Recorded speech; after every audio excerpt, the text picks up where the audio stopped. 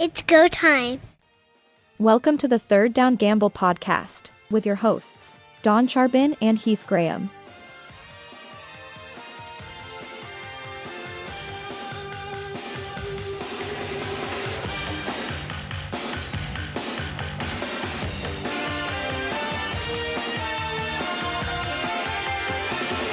Wow, if you could bottle that weekend, wouldn't that be fun to have that every weekend? What an amazing set of 4 games in the Canadian Football League last week.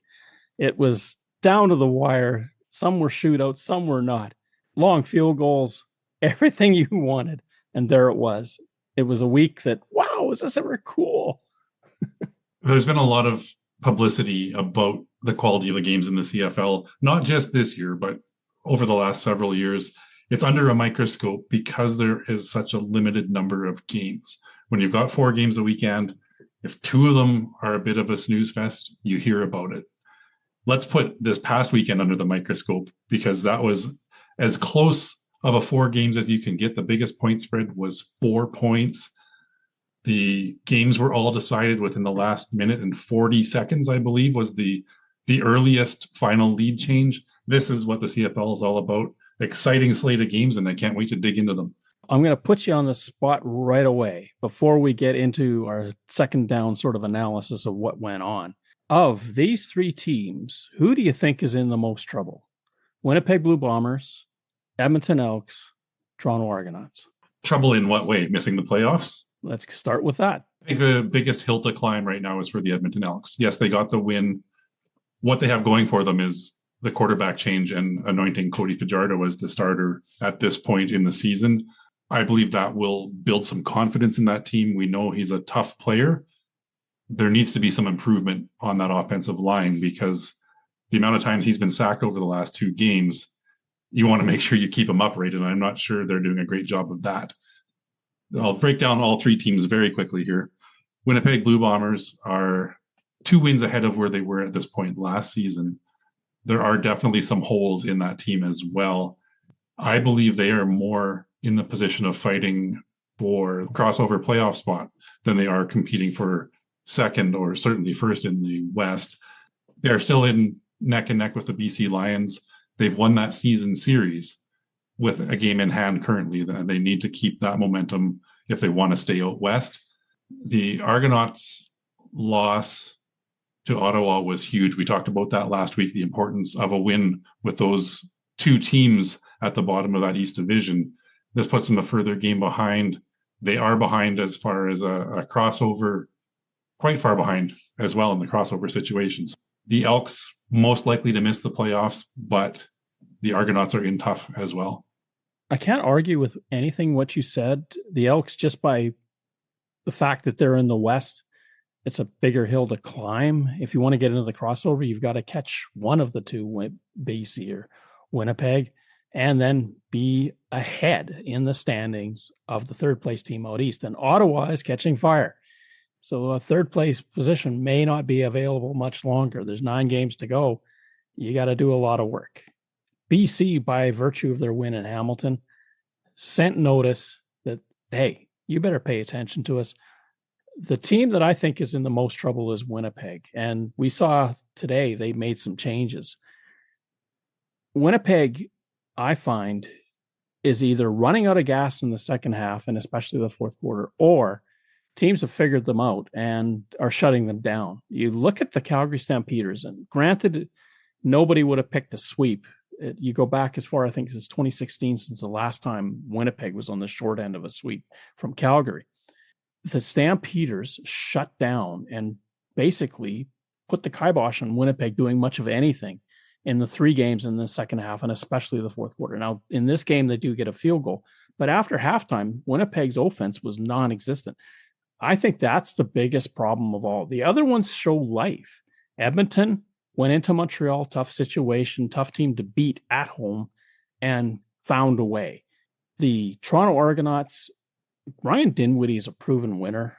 He's going to figure this out. You look at the casualties from the cuts that he made after they lost to Ottawa, and they're running backs. Once again, biggest thing you got to remember as a running back is A, you got to run the football, yes. But B, number 2, protect the quarterback. And if you're just taking a look, I'm out of here, I'll go out in the flat and catch a ball, and the quarterback gets sacked, that shows up on film in a heartbeat.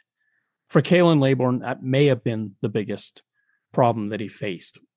I just don't think that Dinwiddie is ever going to sit tight when Arbuckle is under pressure like that, because the running back didn't pick up a blocking assignment.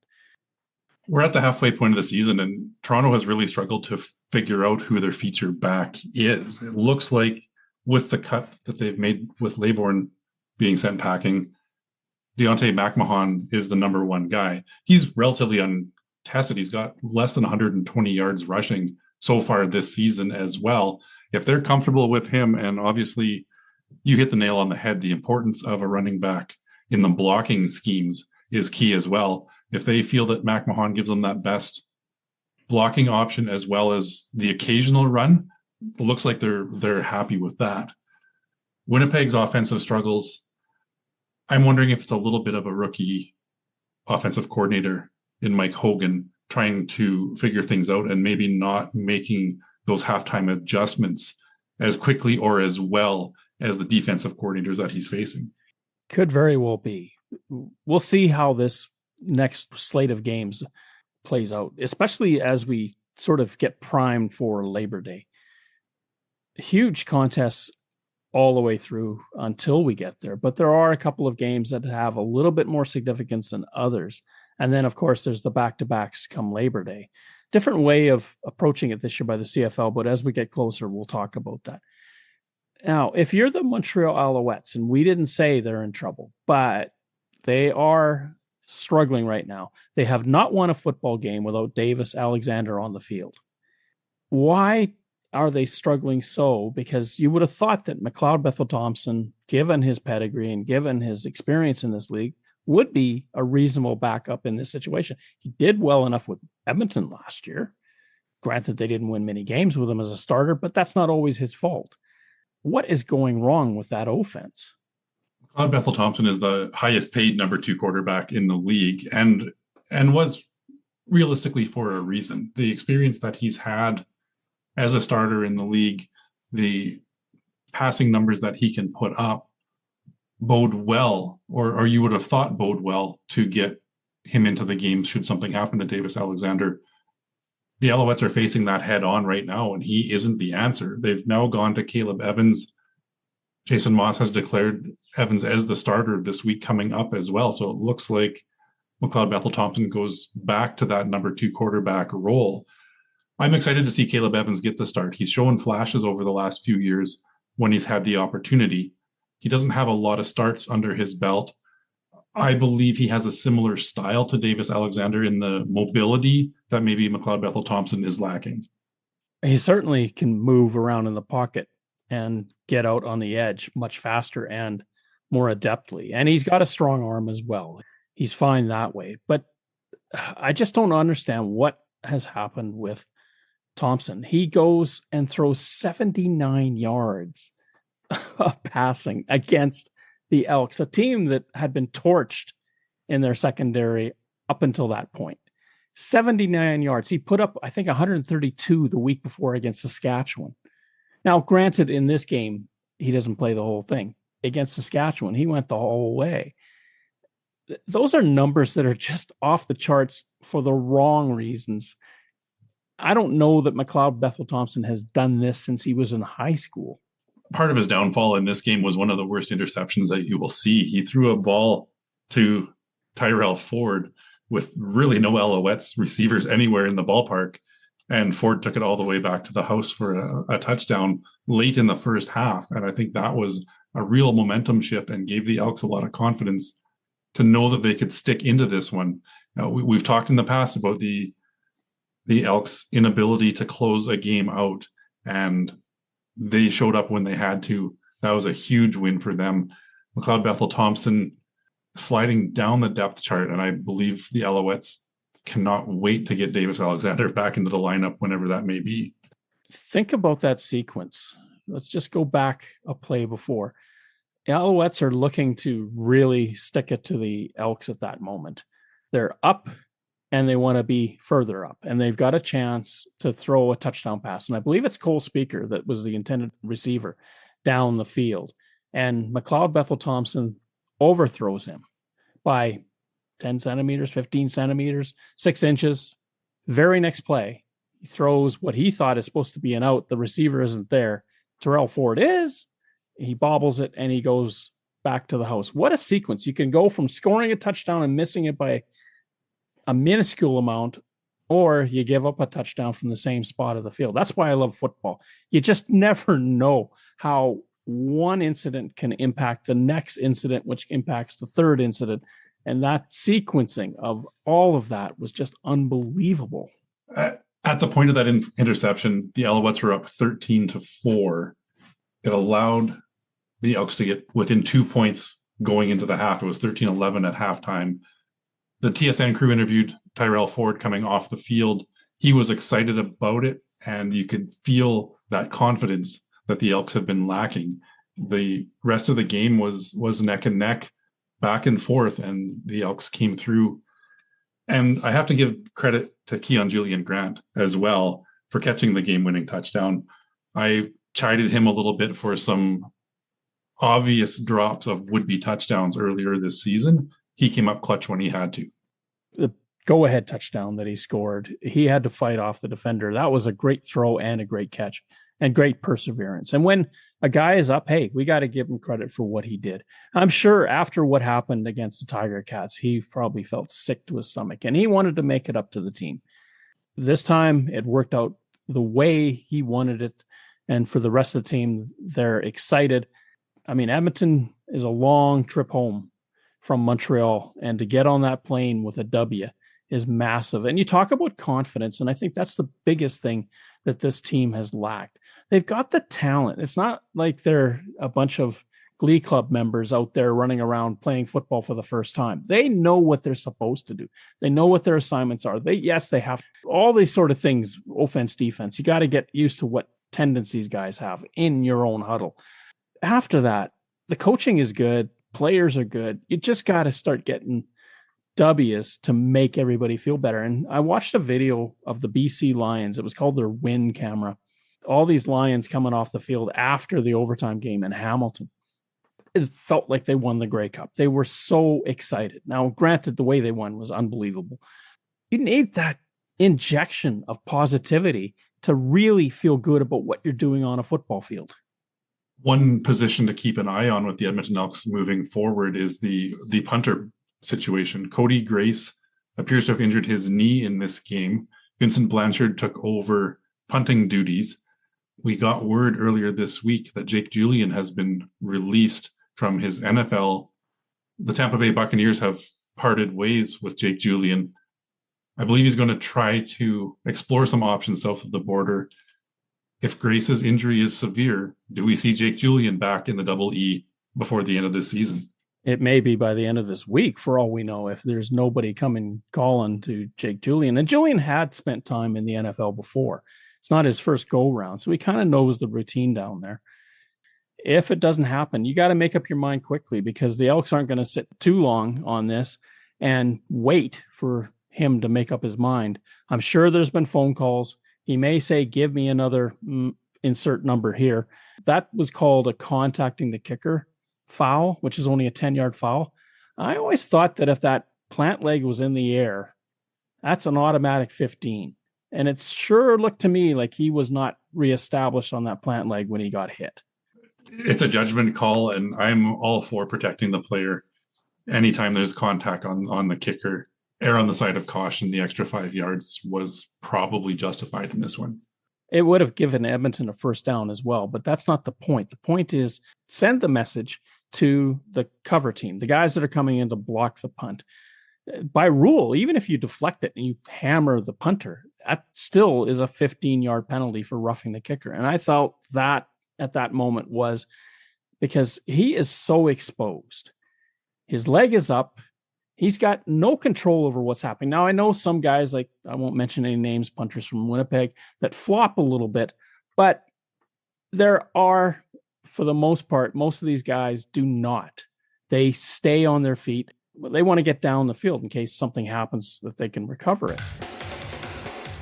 This is Andrew Hoskins of the Turf District Podcast, and you're listening to the Third Down Gamble Podcast.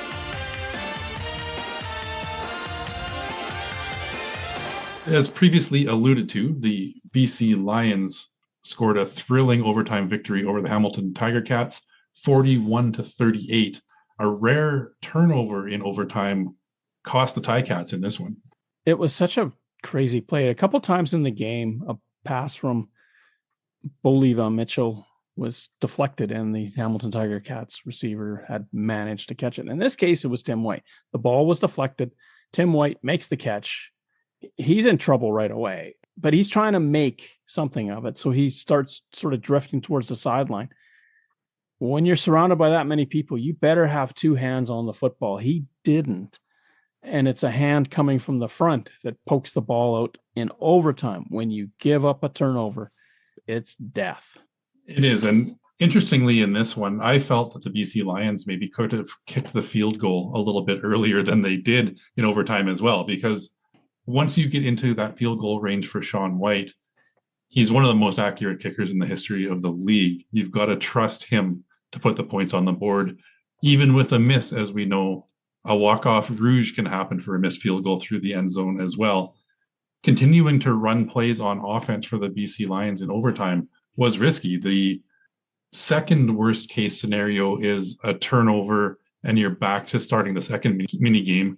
Worst case scenario is a turnover that is run back the other way for a winning score as well. So I felt the risk reward was a little bit off, and I would have liked to see Buck Pierce call for the points a little bit earlier than they did. They had a predilection to give the ball to James Butler and let him pick up more yards, get another first down, get it closer. And I can understand the closer you are, the more likely the kick is going to be made, and BC wins with a field goal. But there's a risk of a fumble. Guys are going to be chomping at the bit to rake that ball out of his hands. It didn't happen. You see it in the NFL all the time. They get close enough. That's it. We're stopping right here. We're kicking the ball and we're out of here. And for BC, it snaps a 2-game losing streak. It was a great quarterback duel, one that we thought we were going to see with Nathan Rourke and Bo Levi Mitchell as well. This is the kind of performance. We've now seen a couple of games from Nathan Rourke that we were expecting when he returned to the CFL. It took him that disastrous second half of the season last year, some personnel changes, establishing him as the number one quarterback, the change of attitude in that locker room, that it is his turn to lead this team.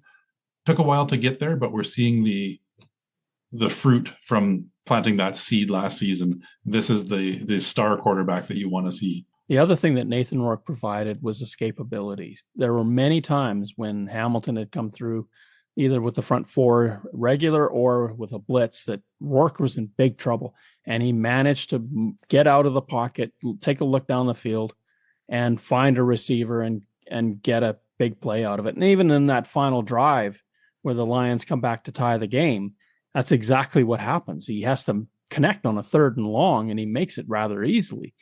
Nathan Rourke, to me, he's such a battler. He loves this game. He's passionate about it, and you can just see it in him every time he talks about it.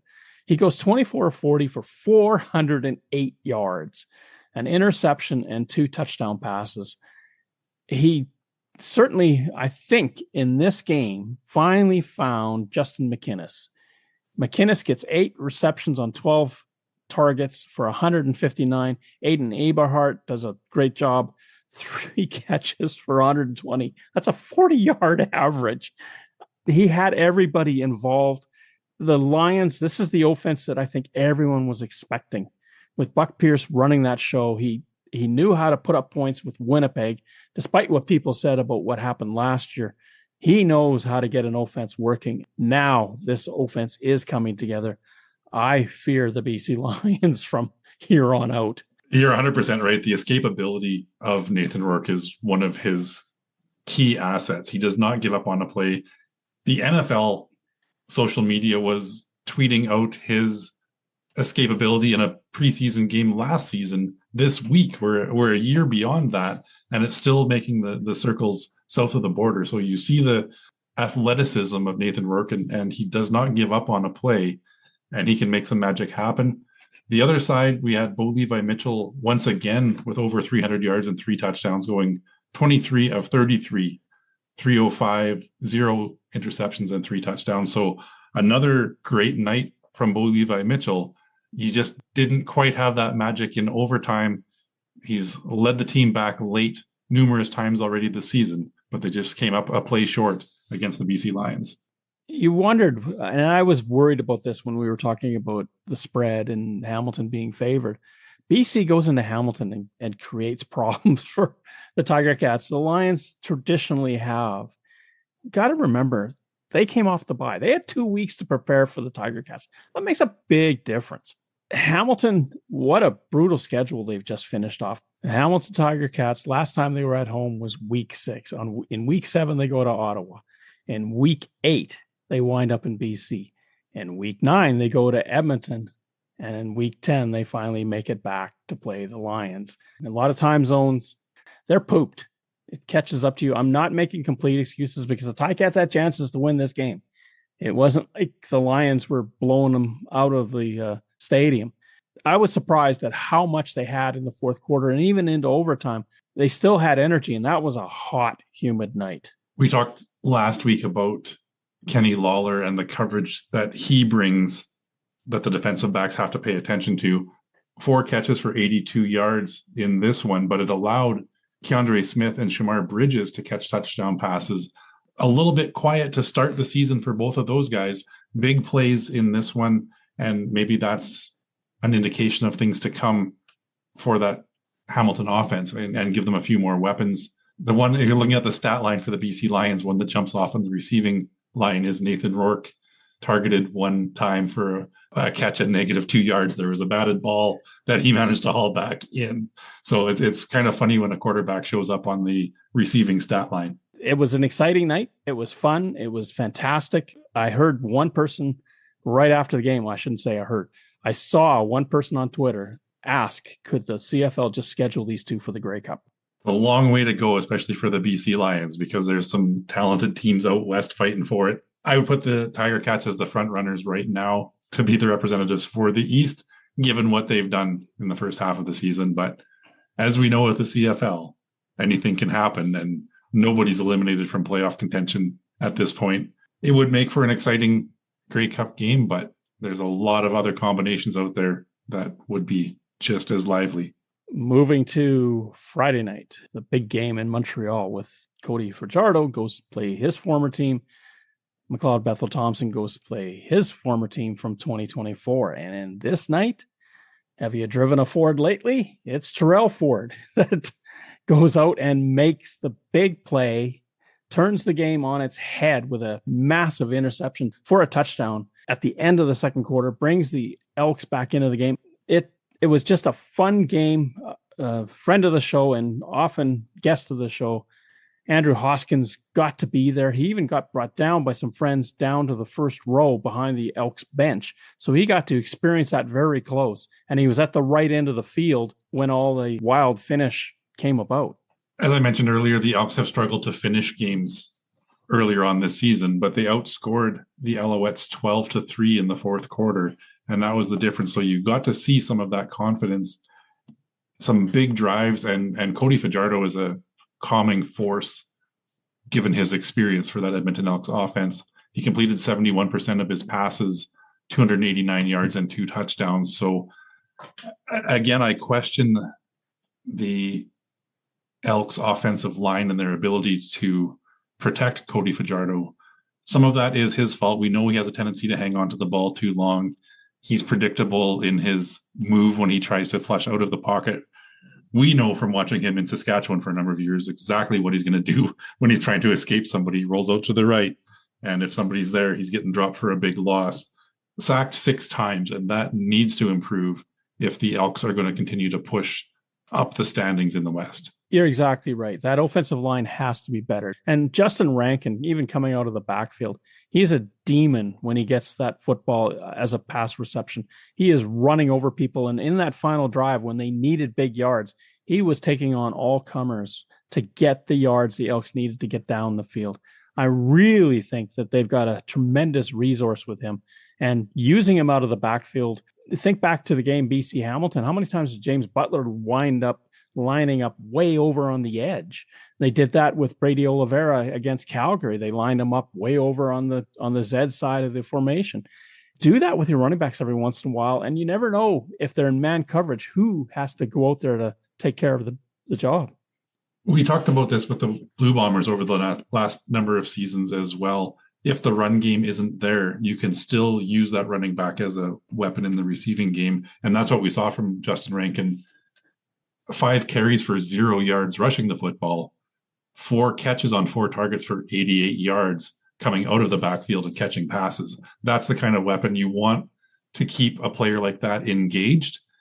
If those holes aren't opening up for the run game, dumping the ball off 2 or 3 yards and letting him do some damage, that's where you're going to see the most effective play. And of those 88 yards, 69 yards were after the catch. So again, we're not seeing them throwing deep to Justin Rankin. They're just getting the ball in his hands and letting him do his thing.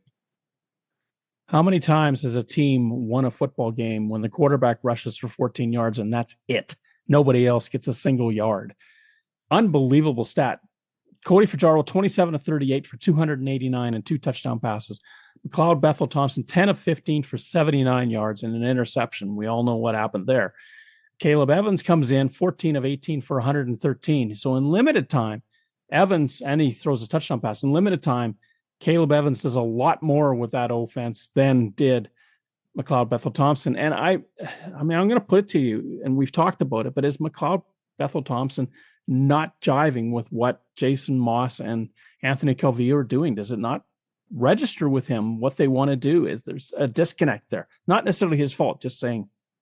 It doesn't seem to be adding up. And given the experience that Bethel-Thompson has with numerous teams, both north and south of the border, he's got experience playing quarterback. It's mind-boggling to see him struggle as much as he did in this one.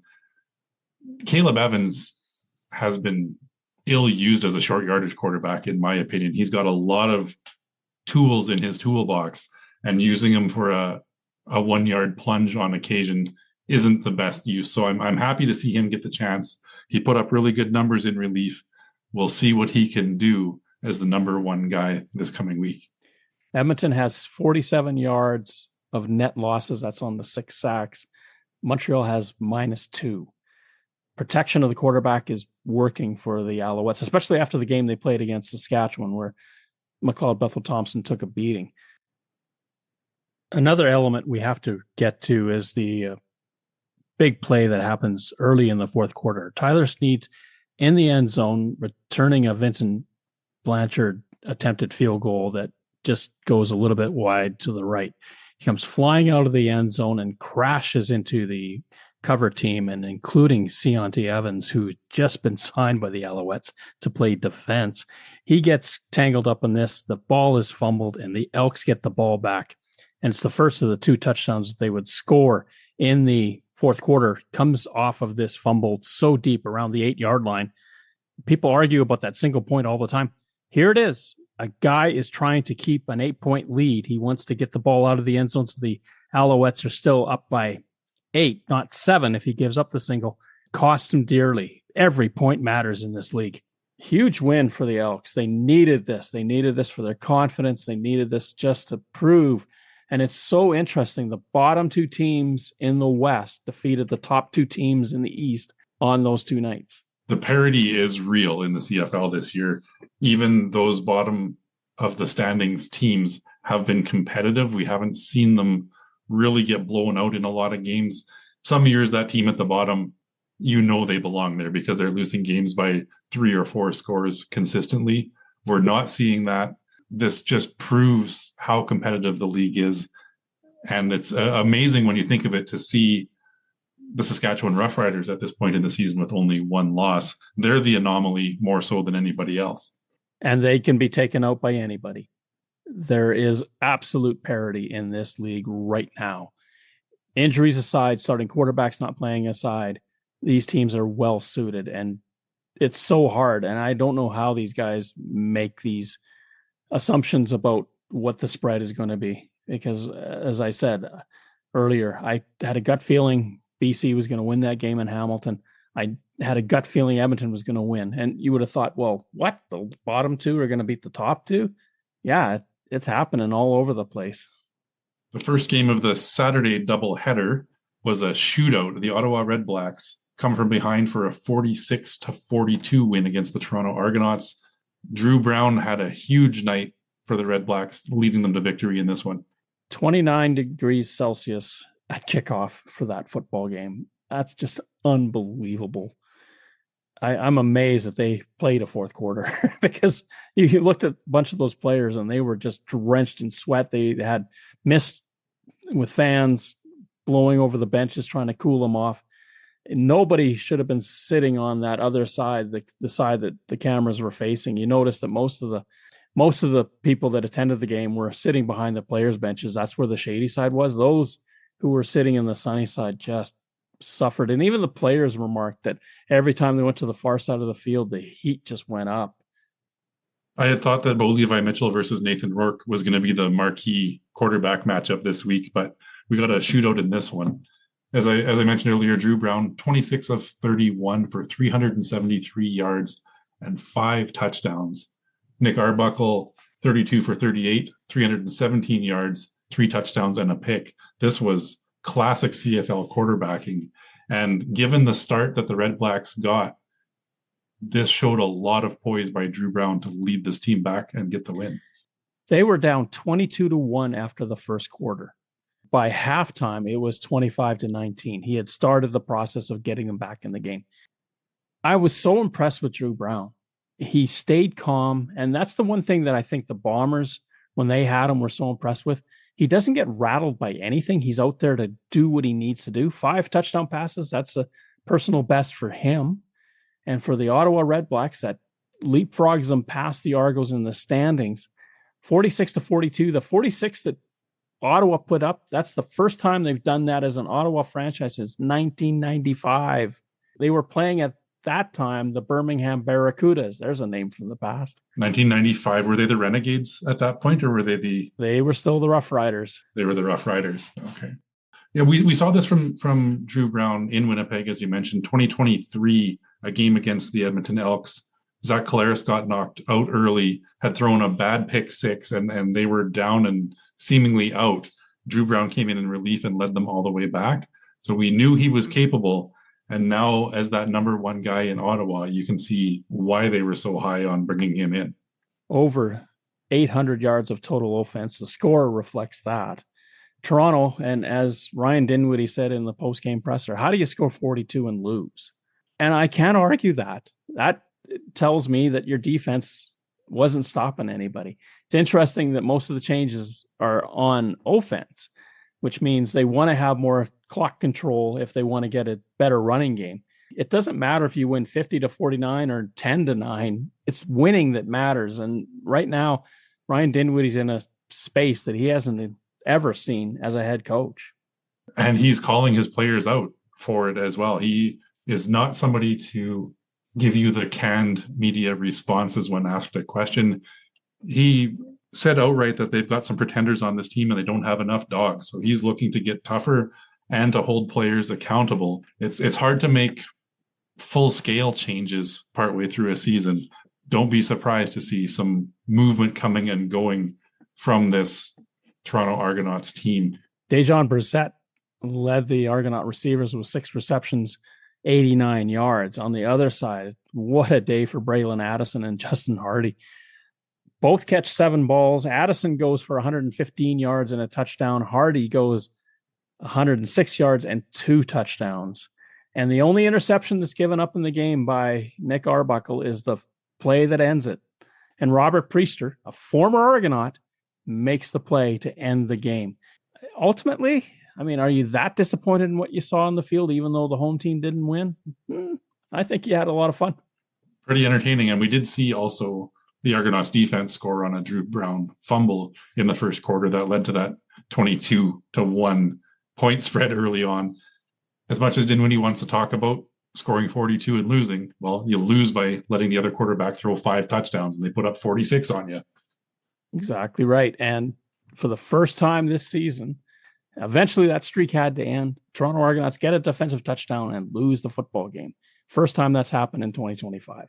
Closing out the week, despite a record-tying field goal by Sergio Castillo, the Bombers failed to hang on for the win, dropping this one 28-27 on a walk-off field goal by Rene Paredes. It was an unbelievable sequence in that final 3 minutes. I knew once Zach Collaros was tackled at the midfield stripe that the Bombers weren't going to try to gamble. They had the kicker they wanted out there, and he nailed it. Castillo put it right down the pipe. He could have made it from 65. I can't remember what the NFL record is. I believe it's Justin Tuck. He did it in Detroit, and he bounced one, and that was at the half. No, that was for the win. Sorry about that, you NFL fans. The CFL has a couple of kickers that could probably do it. Maltos Diaz is the other one that could probably hit from that distance. But again, I'm going to point to the Blue Bombers. Two things that just really stood out to me. Number one, great start. They looked like they were on fire right off the top. In fact, after taking a 10-0 lead in the first quarter, looked like they were going to run away with the game. Halftime, they're still ahead 23-16, but the Stampeders have woken up. What happened in the halftime? The Bombers scored nothing in the third quarter. They get a 63-yard field goal. The Stampeders give up a single. I don't get it. The team that was supposed to be everyone's pick to come out of the West can't get out of their own end of the field in Calgary. I believe it was halftime adjustments by that Calgary Stampeders defense. It was a big part of it. The Stamps are the most improved team this season. They've caught a lot of people by surprise.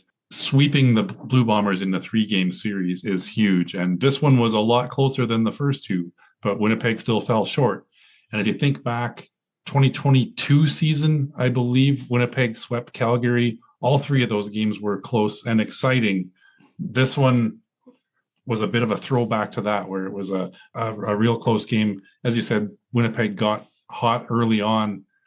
Calgary turned the tide in the second half. I'm going to talk a little bit more about Sergio Castillo because there have been 5 field goals in the CFL of 60 yards or longer. Sergio Castillo now has 3 of them. He tied Paul McCallum for the longest on record at 63 yards. He's got 2 more of 60. So just an incredible leg. His accuracy from beyond the 50-yard line is as good or better than a lot of field goal kickers in general in this league. As Steve Daniel pointed out, we have great kickers that can kick from 60 yards beyond, given the percentages that are made, but you can only point to 2 guys that are actually doing it. When I heard Dustin Nielsen's call of it, you knew as soon as he hit it that Dustin thought it was going to be good. For the Stampeder faithful that were there, you could just hear the air go out of that stadium. But then Stampeders and Vernon Adams Jr., okay, we'll just take it back down the field. No problem. And they do. And they get it to where Rene Paredes only has to kick a 40-yarder to win the game, and he splits the uprights right down the middle. Just a great football game. You say that the Bombers are not in as bad a spot as they were last year because they have a better record, but how they're getting here is a way different path than they chose last year, where last year they started and this year they didn't, and now they're getting into trouble. They are. And if you look at the final scoring drive for the Calgary Stampeders, Castillo was maybe a little bit too amped up after that 63-yarder, and he booted it, the kickoff, through the end zone or into the end zone for a single point. Now, doing the math, putting them up by 2 eliminates a rouge for the Stampeders tying the game, but it gave them better field position to kick that winning field goal. And that was the downfall. Had he kicked it deep, but not into the end zone, it's a tougher path forward to get into field goal range for Paredes. You're exactly right. I do not like the fact that teams start at the 40. I really don't like that rule change. The 35 was far enough. When I grew up, they were starting at the 25. I don't know why we have to. Eventually, they're going to be at midfield or what. 2 first downs and you're in field goal range, and I don't like that. I think you have to earn things in this league. Teams with the old rules scored 100 points, 110 points in the 1991 season without any problem. Quit trying to allow for better defenses. Let's make these offensive coordinators think a little bit more and get around this. Anyway, enough of that diatribe. Great game to watch. A lot of fun. I'm so impressed that the Stampeders came all the way back. Vernon Adams Jr., 17 of 24, 300 yards on the dot and 2 touchdowns. And Zach Collaros, 21 of 26 for 214 and touchdown. A bright spot for the Bombers on offense was Brady Oliveira. We talked about the need to get him involved in the offense as well. 12 carries for 68 yards, as well as 9 receptions on 9 targets for 100 yards. So a big chunk of that offense was Brady Oliveira. That's what you need from the reigning MOP. And for the Bombers to keep competitive in this Western Division, you've got to give him the touches. Dedrick Mills goes over 100 yards rushing for the first time this season as well, 18 carries for 105 yards. He's been close. He's been in that 80 to 90 yard range several times. So he finally broke through that 100-yard barrier, and a solid performance rushing the ball for him as well. And 2 players that came into the lineup that we had no idea when we were recording last week. Clark Barnes for the Stampeders, 4 receptions, 75 yards. Jalen Philpott, 5 receptions for 88 yards. Massive to get those 2 weapons back. I'm sure there's a Philpott in Montreal that needs to be back on the field for them. The Alouettes are hurting in their receiving core. Got Tevin Jones, who makes a tremendous catch and a touchdown. The Stampeders got it from everybody. They spread this around. The only person that really didn't have a great day catching the ball was Mills, ironically, with 1 catch for no yards. But they spread the ball around. The Bombers, very Brady Oliveira loaded. And then the next highest guy is 32 yards. One thing that jumps off the page as well is if you look at that Stampeders receiving core, 3 players had long catches of 39, 48, and 78 yards.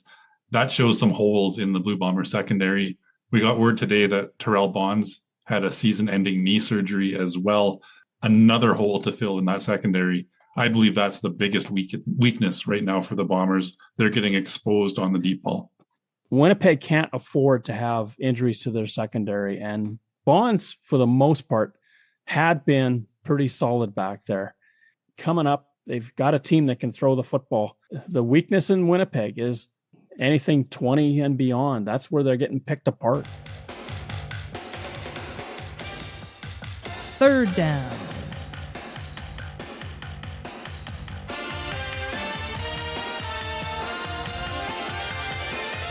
We'll try our best to handicap what's coming up in week 11 of the CFL season. Bless our little hearts. We don't know what we're doing, just that we're doing it. We start in Winnipeg, where the Blue Bombers host the Ottawa Red Blacks. Short week for both teams, although Ottawa-Toronto isn't that far of a travel day.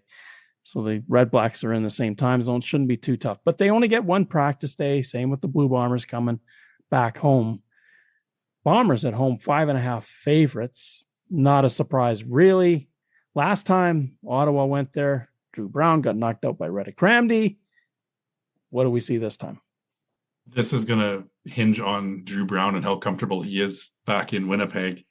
5.5 points is a lot for the home team, given what we've seen being 1-4 over the last 5 games. I like the Red Blacks to at least keep this one close. Would not be surprised if they pull off the road win. I think right now you match up Drew Brown versus Zach Collaros, and you've got to like that matchup if you're the Red Blacks. Yeah, I can't argue that. And Zach Collaros, to me, is not the Zach Collaros that we saw 2 years ago. There's something that isn't jiving with him. He's got the energy to take that team early, but then things just go off the rails. And one of the things that I've noticed is if Collaros gets hit hard, he tends to shy away after that. And I'm not saying that he's turtling or anything like that, but he may not be willing to take a big risk because he does have that neck injury to protect. The Bombers offense, we talked about the rookie coordinator in Mike Hogan.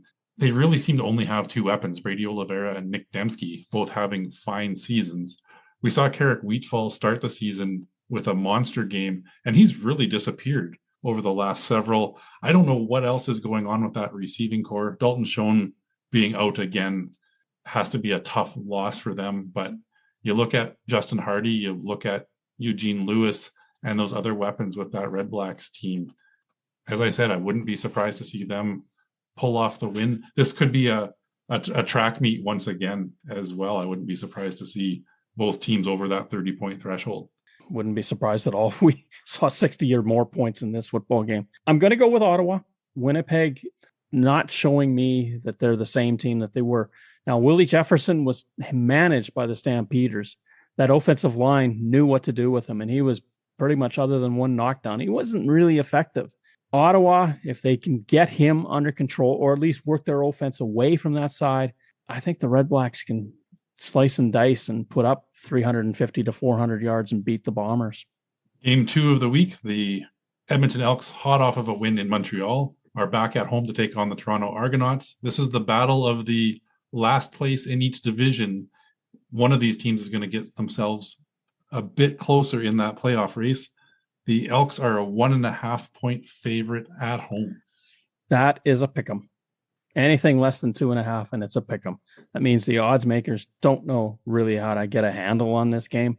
Nick Arbuckle is not the problem in Toronto. It's their defense. They're giving up a ton of points. Toronto started the season scoring less than 20 points a game. They're now averaging over 34 points a game, and they're still losing. That only points towards one thing. I thought that they had sorted themselves out when they played Saskatchewan.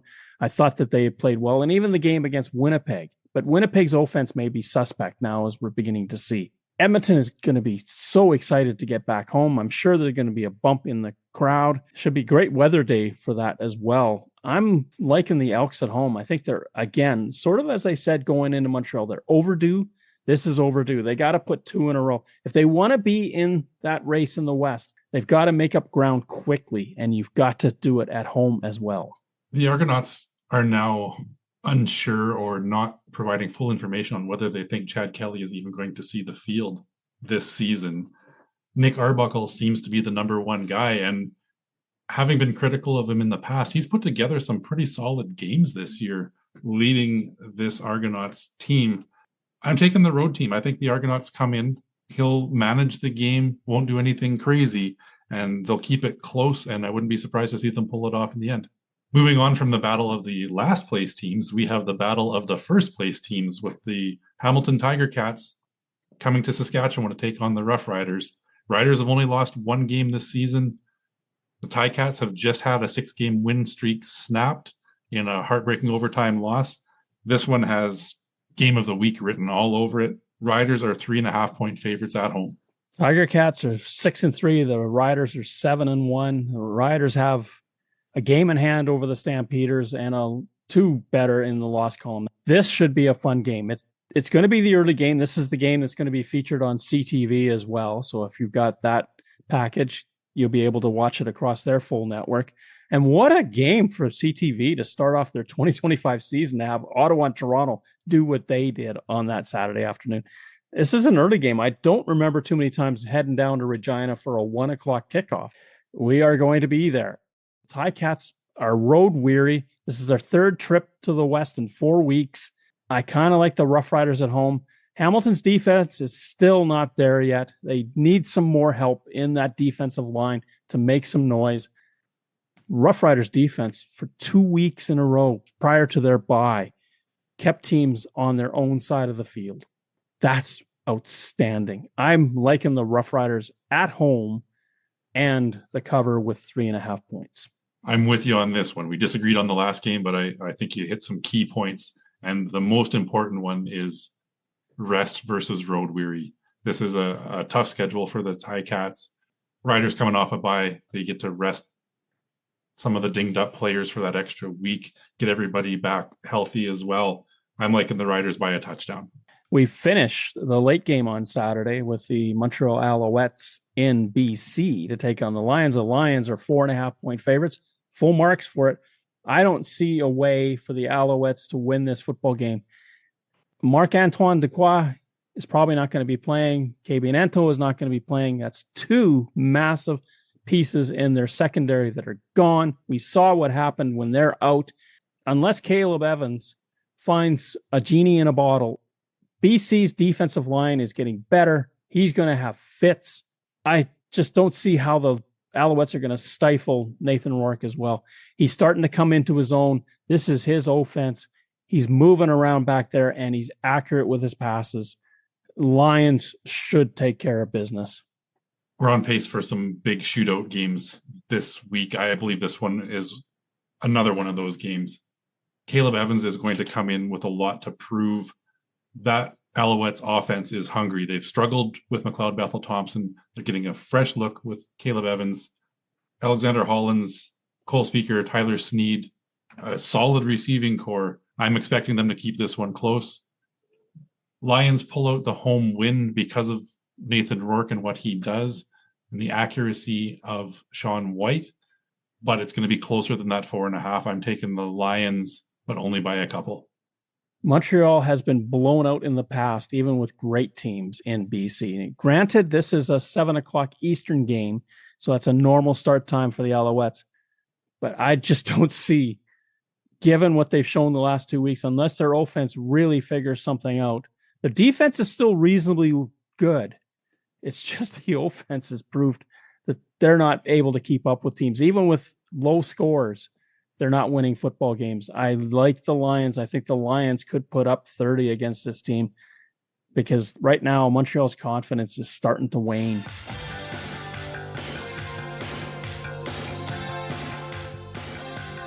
Third Down Gamble uses the expert resources of the Canadian Football League and 3 Down Nation.